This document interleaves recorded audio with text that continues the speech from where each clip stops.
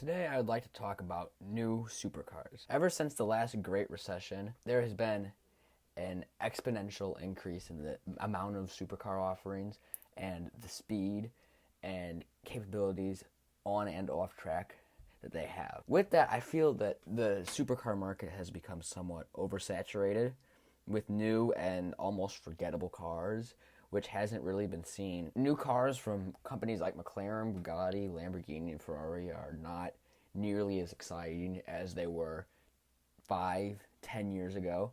And honestly, the supercar, because of the amount of money that is in the car industry and the supercar industry, it seems to be more profit focused over innovation. And it's almost a copy and paste technique being used in making a lot of these new supercars.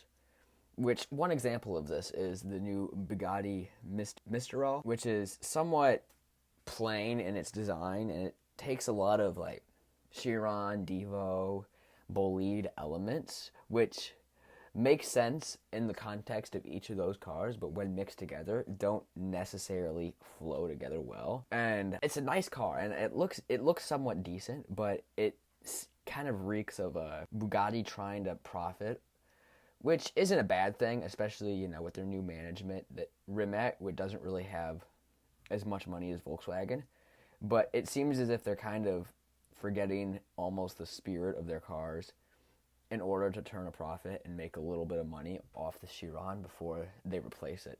And also, it's a roadster. You can't really put the top up so that, you can only drive it when it's real nice and sunny out. And historically, those have not aged very well in regards to resale, and just most of the roadsters of the past 10 years, except for the real special one-offs, have not aged very well. Like the Lamborghini Veneno Roadster is secondary in value and in kind of the lore around it to the coupe. And there are a lot of cars that kind of do what it does better. Like the, top-down driving experience, I feel like would be better in a Ferrari Monza or something of that vein. The Chiron's faster, and, a lot of the new Paganis are more limited and give you more of the fit and finish sort of feel that Bugatti gives you, but a Pagani just takes it to that next level. And with that, I would say another car, even though it's way less expensive, way less exclusive, that kind of does the same, filling a gap that doesn't necessarily need to be filled, is the McLaren Artura, which is different because it replaces a previous McLaren, which was the 570S. But the 570S was a V8, twin turbos, and it kind of brought in the affordable McLaren. But the Artura is way more expensive and doesn't really mark too much of a leap forward as far as performance goes, or styling, really. It still looks like kind of a mashup between a 570S and a 720S. And it's got some cool technology in the engine, especially with the new small V6. But that really just marks up the price. And I don't think it really marks that much of a step forward as far as the budget McLarens are concerned. Same with the GT, which is a weird kind of gap-filling car as well, where it has parts of the 720S, parts of the 570S, and then almost, kind of the GT car feel, which I don't think really works for McLaren. And the big thing with this is, supercars are getting faster, and it's kind of hard to keep up, and at a point, it gets capped out with, you got 300 mile an hour Bugattis, Koenigseggs, Hennessy's, and they're, everything's, can't grow that much more. I feel like we've kind of reached a ceiling of sorts. And especially kind of as the economy is topping out and starting to decline a little bit, I feel like we're going to go into a little bit of a dry age almost for the supercar.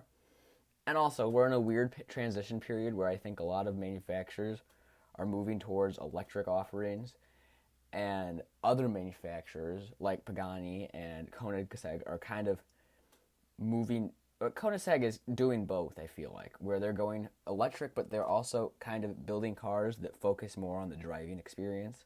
Like the new CCX throwback heritage car. It has the technology of a Jesko, but it also has, a little less power. It's a little more focused on handling and the vehicle dynamics, and you can shift it manually, which is a big thing, I think, for the feel of a car, especially a supercar. You know, a gated manual is just iconic in a supercar.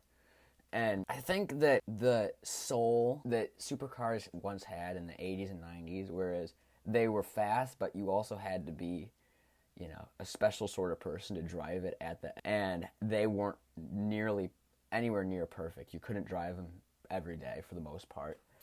Now it's any McLaren, anyone could get in and drive. And I don't think that it's good for the supercar and the aspirational goal that it is. You've got to be a different sort of person to drive a Countach or an F40 or a F1 even.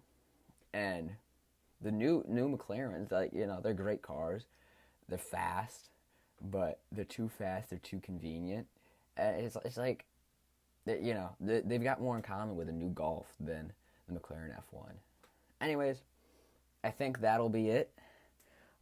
Let me know what you thought down in the comments, and thanks for watching.